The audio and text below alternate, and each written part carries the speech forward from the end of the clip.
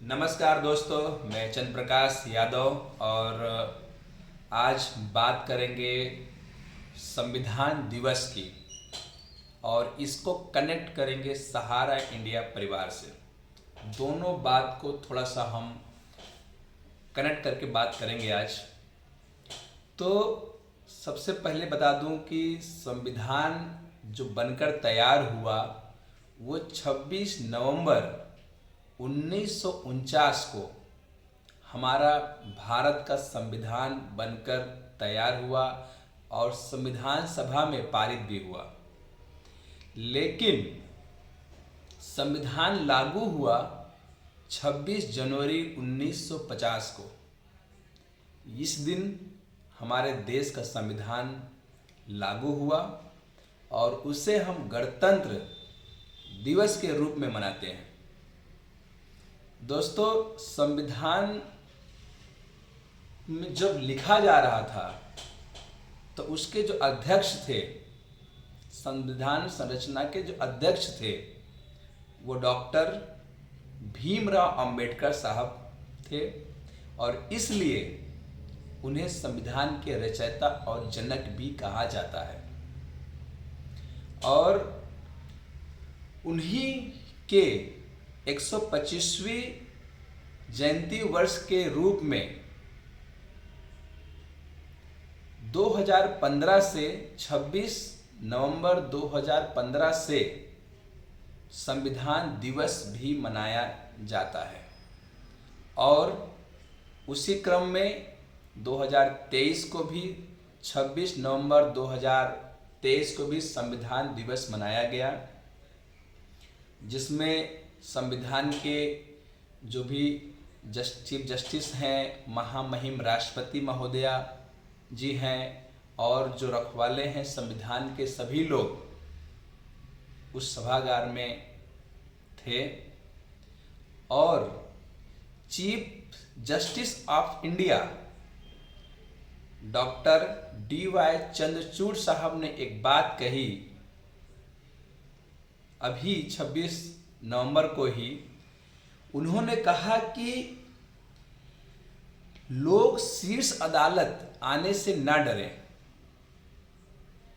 ये बहुत बड़ी बात होती है और संविधान हमें वो शक्ति दिया है, वो ताकत दिया है कि हमें अपने जो भी हमारे साथ अन्याय हो रहा है उसको लेकर के वहां पहुंचे। दूसरी चीज एक कहूंगा कि जो भी चीजें अभी चल रही हैं, इस थोड़ा सा मैं कनेक्ट करूंगा सहारा इंडिया परिवार, क्योंकि आप सभी जानते हैं इस चीज को लेकर के मैं बहुत सारा एजेंडा लेकर चल रहा हूं। इसकी लड़ाई चल रही है। जो एक ही केस ऐसा है, सिर्फ आज अगर देखने जाओ पूरे हिंदुस्तान के अंदर में कई करोड़ केस पेंडिंग पड़े हुए हैं, जो शायद कुछ केस तो ऐसे हैं जो 25 साल 30 साल 50 साल के से भी ज़्यादा हो गए हैं। तो आज उनको भी इस सब चीज़ में सोचते होंगे।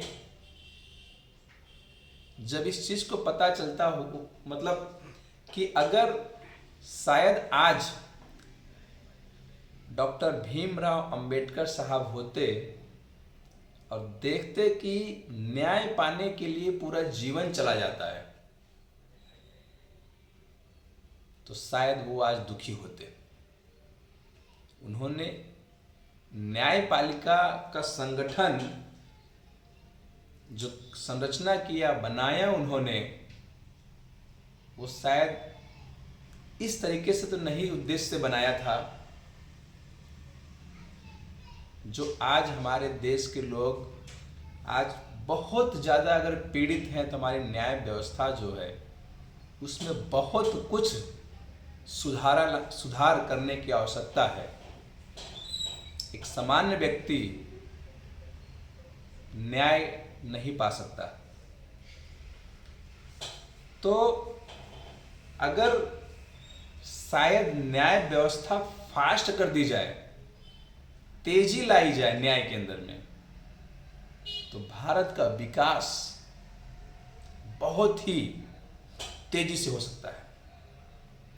एक चीज और करूंगा, जो न्याय व्यवस्था है पारदर्शिता होनी चाहिए इसके अंदर,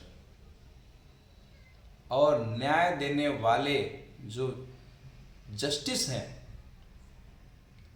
उनके ऊपर भी एक ऐसी चीजें होनी चाहिए व्यवस्था की, अगर वो किसी से प्रभावित होकर के गलत न्याय देते हैं तो उनके ऊपर भी एक्शन लिया जाए। ऐसा भी संविधान के अंदर एक उनको भी, ताकि अगर गलती करते हैं तो उसका परिणाम उनको भुगतना पड़ेगा, इसका डर होना चाहिए। कहीं न कहीं बहुत सारी चीज़ों में देखा जाता है कि न्यायालय ने भाई डिसीजन दे दिया है, अच्छा हो या गलत हो उसको स्वीकार करना पड़ता है। अगर जो सक्षम है तो आगे जाते हैं या फिर उसी को स्वीकार करते हैं, और एक समय सीमा होनी चाहिए।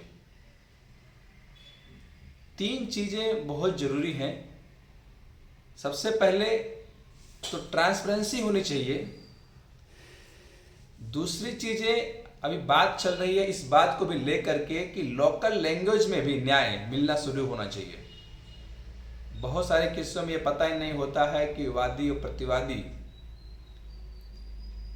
क्या घटनाक्रम हुआ, उनके वकील क्या बात कर दिए और जो है फैसला आ गया, उसको पता भी नहीं है क्या फैसले में क्या हुआ। पता चला कि जो है उसको जेल जाना है या जो भी चीज़ें हैं। तो न्याय व्यवस्था भी लोकल लैंग्वेज में हो, ट्रांसपेरेंसी हो, उसकी वीडियो रिकॉर्डिंग में या जो भी चीज़ें हो उसमें हो। इसके साथ साथ में समय सीमा हो। समय सीमा बहुत आवश्यक है। आज हम अगर बात करें, इसको थोड़ा सा कनेक्ट करना चाहूँगा, ये थोड़ा सी बात नहीं है, बहुत बड़ी बातें हैं कि 12 लाख लोग की रोजी रोटी और 10 करोड़ से ज़्यादा इन्वेस्टर पिछले 11 सालों से परेशान हैं। तो अब बताइए, आज तक उनको न्याय नहीं मिला। अच्छा, अगर गड़बड़ी है, अगर किसी ने कोई चीज किया है तो उसको त्वरित उसके ऊपर जो है सारी चीज डिटेल निकालने के बाद में, इन्वेस्टिगेशन कंप्लीट करने के बाद में उसको जो है जजमेंट क्यों नहीं दिया जाता है? आज निवेशक की क्या गलती है? आपके ही भारत सरकार उसको कंपनियों को लाइसेंस देती है काम करने का। अच्छा, अगर कंपनी गलत भी कर रही थी तो आपके जो उससे संबंधित अधिकारी थे वो क्या कर रहे थे? उनका दायित्व क्या था? उनका कर्तव्य क्या था? क्या उनको नहीं चाहिए था उस समय अंकुश लगाने की बात, या तो कुछ गलत नहीं था?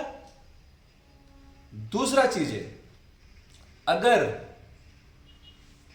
बात इस तरीके का बड़े समूह की बात है जिससे फैसले, कोई भी चीज एक्शन लेने से बहुत बड़ा संकट आ सकता है, बहुत ज्यादा से ज्यादा लोग उससे दुष्प्रभावित हो सकते हैं, तो हमें लगता है कि हमें उस अधिकारी पर, उस संबंधित एजेंसियों को भी कटघरे में खड़ा करना चाहिए। उनका भी उतना ही गुनाह है। और आज तो सहारा इंडिया परिवार शायद 11-12 साल निकल गए, लेकिन जब इनकी कोई गलती नहीं है, जब निवेशक नहीं मिले उस स्कीम के अंदर में, उस जिस चीज को लेकर के सहारा इंडिया रियल एस्टेट, सहारा हाउसिंग बॉन्ड उसके अंदर में जब निवेशक नहीं मिले, सेबी इस चीज खुद स्वीकार कर रही है कि 139 करोड़ रुपीस का पेमेंट पिछले 11 सालों में कर पाई है। 25,000 करोड़ से ज्यादा कैश लिक्विड उनके एस्क्रो अकाउंट में पड़ा हुआ है। तो और उन्होंने एक टाइमलाइन दे दिया, कट ऑफ डेट दे दिया, इसके बाद स्वीकार नहीं करेंगे 2018 में के बाद। तो अब मामला क्यों? 2012 के जजमेंट के अंदर में माननीय सुप्रीम कोर्ट ने एक बात को और लिखा था कि अगर इन्वेस्टर्स को बांटने के बाद पैसा बच जाता है, वो पैसा वापस सहारा समूह को वापस कर दिया जाएगा। फिर इतने सारे झंझट करने की क्या जरूरत है? हमें लगता है कि सहारा इंडिया परिवार का और जो सेबी का जो केस है, सहारा वर्सेस सेबी, ये जो इकलौता केस है, ये केस 10 करोड़ से ज्यादा इन्वेस्टर और 12 लाख लोगों की रोजी रोटी दोनों को प्रभावित किया है। और 12 लाख लोगों के घर में का पालन पोषण, के परिवार का पालन पोषण होता था। अगर एक घर में 5 व्यक्ति माने तो 12×5 60 लाख और लमसम 10-11 करोड़ लोग, ये यानी लमसम 12 करोड़ लोग सिर्फ प्रभावित हैं एक केस को लेकर के। अच्छा, यहां सबसे बड़ी बात तो ये भी मजे की है कि पैसा भी है इन्वेस्टरों का, उनको ही मिलना चाहिए, ना तो उनको मिल नहीं रहा है और केस जो है लंबाता जा रहा है। और ऊपर से गवर्नमेंट ऑफ इंडिया इतनी सख्त क्यों है पेमेंट देने के चक्कर में, पेमेंट ना देने के चक्कर में? हमें लगता है कि इसके अंदर अतिशीघ्र माननीय सुप्रीम कोर्ट को, माननीय chief justice of India doctor DY Chandrachud साहब से निवेदन करते हैं कि सिर्फ एक केस निपटा दीजिए जिससे 12 करोड़ लोगों का केस एक झटके में निपट जाएगा। बहुत बड़ी एक आम उसके अंदर में पूरा एक समूह को एक बहुत बड़े संकट से जूझ रहे हैं, जो मानसिक त्रास से जूझ रहे हैं, जो बेटियों की शादी के लिए, बच्चों की पढ़ाई के लिए, अपने बुढ़ापे के लिए पैसे इकट्ठा किए थे, वो आज परेशान है। कितने लोगों की तो जिंदगियां चली गई हैं इसमें।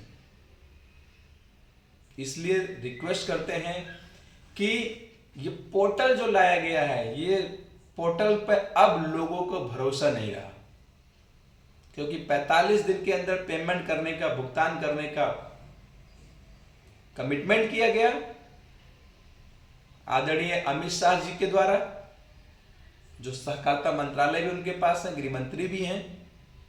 लेकिन उस 5,000 करोड़ जो उनको उसमें उस फंड में से लिया गया है, उसमें से मुझे नहीं लगता कुछ खास पेमेंट हो पाया है। हमने अभी तक कोई ऐसा व्यक्ति नहीं मिला जो कहे कि हमको पेमेंट मिल चुका है। और एक प्रश्न और होता है, किसी ने 50,000 रुपया जमा किया है, किसी ने लाख रुपया, 5 लाख रुपया, 10 लाख रुपया, 20-25 लाख रुपया जमा किया है। आप उसको 10,000 के लिए भी इतना तड़पा रहे हैं? आप समझिए ना, ये सभी चोर हैं क्या? सभी गलत चीजें आपको दस्तावेज दिया है। नाम मैच नहीं करना, केवल स्पेलिंग मैच नहीं करना, ये कहीं का बात नहीं है, कोई तरीका नहीं हुआ। इस पर सुप्रीम कोर्ट बहुत सारे केस के अंदर में स्वयं संज्ञान में ले लेती है। मैं निवेदन करता हूं माननीय सुप्रीम कोर्ट के चीफ जस्टिस साहब आदरणीय डॉक्टर चंद्रचूड़ साहब को, माननीय चंद्रचूड़ साहब को, कि इसमें स्वतः संज्ञान में लिया जाए और भरपूर मात्रा में जो पैसे पड़े हैं, कमी नहीं है। आज लिक्विडिटी इतना सारा है, एसेट बहुत 3 लाख करोड़ के आसपास का कुल मिलाकर के सहारा इंडिया का परिसंपत्ति है और पूरी देनदारी शायद 1 लाख करोड़ के आसपास की है। तो हमें नहीं लगता है कि पैसा किसी का भी एक एक पैसा पाने में दिक्कत नहीं होगी। आज भी लोग सहारा इंडिया परिवार पे ही विश्वास कर रहे हैं, पोर्टल पर गवर्नमेंट के इन लोगों पर भरोसा नहीं कर रहे हैं। इसलिए जितना जल्दी हो सके इस संविधान दिवस मनाया गया है और उसी को हमने जो पेपर में देखा उसके ऊपर मेरा दिल नहीं रहा गया, निवेदन करना चाह रहा, आपसे अर्जी लगाना चाहा कि लोगों को न्याय के लिए आज पूरा जीवन चला जा रहा है, पूरा मानसिक त्रास हो रहा है, बहुत सारे लोग जानें चली गई जिसकी कोई डाटा नहीं है, हजारों लोगों के अंदर लोग चले गए। हमें लगता है इस पर ऊपर बहुत ही जरूरी है कि इसके ऊपर एक्शन लिया जाए और सहारा समूह को, जो इतना बड़ा समूह है, जो इतने लोगों को रोजी रोटी दिया है, वापस उनको ये सारी चीज़ें उनके उस हिसाब से उनके ब्रांच पे उनके टेबल से भुगतान की प्रक्रिया को सुनिश्चित किया जाए। हाँ, मैं ये कहता हूँ कि आप ऐसा मैकेनिज्म लाइए जो पेमेंट भुगतान ब्रांच से हो, कार्यकर्ता है बीच में, इन्वेस्टर्स आएगा वहाँ ब्रांच के ऊपर में, अपना सर्टिफिकेट जमा करेगा, अपना केवाईसी देगा, अपना बैंक डिटेल देगा और जमा कर देगा और उसको भुगतान हो जाएगा।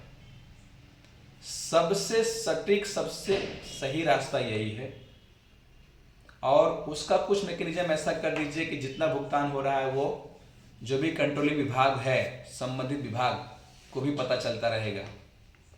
ये सबसे सही रास्ता है। जब सबका सर्टिफिकेट जमा हो जाएगा, सबका भुगतान हो जाएगा, तब किसी को कोई दिक्कत नहीं होगी। तो हमें लगता है कि, आशा करता हूँ, उम्मीद करता हूँ कि ये वीडियो माननीय चीफ जस्टिस साहब तक पहुँचेगा, माननीय राष्ट्रपति महोदया तक जाएगा और करोड़ों लोगों के पीड़ा को हरने का काम, कम करने का काम किया जाएगा। और आप उस स्थान पर हैं माननीय, जिस पर न्याय को दिलाने में गति लाने के लिए आपने एक सेंटेंस ये भी कहा है कि सब कुछ स्वीकार है कि न्याय मिलने में गति आए। तो माननीय महोदय जी, आपसे रिक्वेस्ट है कि एक ही केस को निपटा दिया जाए, स्पेशल बेंच बना करके 2 दिन, 4 दिन, 6 दिन, 8 दिन इसी के ऊपर में आप करके और सारा जो भी चीज़ें हैं बेंच मतलब पूरा ब्रांच के टेबल से भुगतान की प्रक्रिया सुगम करा दिया जाए और सर्टिफिकेट जमा करें, केवाईसी जमा करें और बैंक डिटेल जमा करता और उसका भुगतान हो जाए।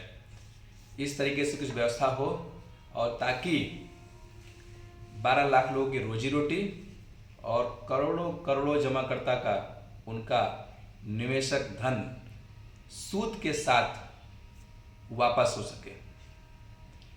ये एक तेजी प्रक्रिया होगी, बहुत ही एक ही झटके में 12 करोड़ लोगों को न्याय मिल जाएगा। उम्मीद करता हूँ कि ये वीडियो आप सभी को बहुत पसंद आया होगा और ज़्यादा से ज़्यादा आप इसको शेयर करें, लाइक करें, सब्सक्राइब करें और ये इतना शेयर करें कि पूरे संबंधित कर्मचारी, अधिकारी, माननीय सुप्रीम कोर्ट चीफ जस्टिस साहब सब तक पहुंच जाए, राष्ट्रपति महोदया तक भी पहुंचे। थैंक यू, नमस्कार।